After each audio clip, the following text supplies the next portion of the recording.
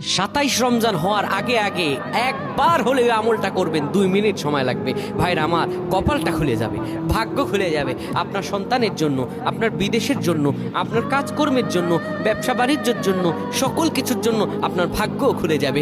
আল্লাহর কসম করে বলছি, এই আমলটা যুবকেরা তোমরা পেলে শেয়ার করে দিবা। আমল না করেও সব পাবা, শুধু তোমার একটি শেয়ারে তোমার আমল হয়ে যাবে। তুমি আমল না করেও সব পাবা। ভাইরা আমার, 27 রমজানের আগে আল্লাহর কসম করে বলছি, এই আমলটা ছাড়বেন না। এই আমলটা আপনারা সকলেই করবেন, এই আমলটা সকলের কাছে পৌঁছায় দেবেন, নিজে জানবেন এবং অন্যকে জানাবেন।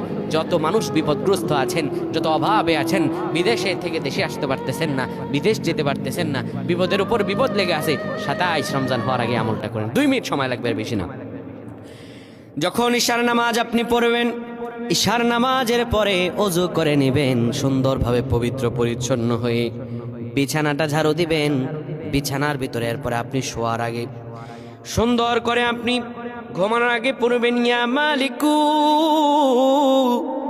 ইয়া মালিকু 100 বার পড়বেন। এরপর ইয়া খাবিরু 100 বার পড়বেন। তারপরে একবার দুরূদ শরীফ পড়বেন। এরপরে 2টা হাত তুলে আল্লাহর কাছে যা দোয়া করবেন, আপনার দোয়া করতে দেরি হবে, আমার আল্লাহ কবুল করতে দেরি করবেন না। আল্লাহুম্মা আমিন।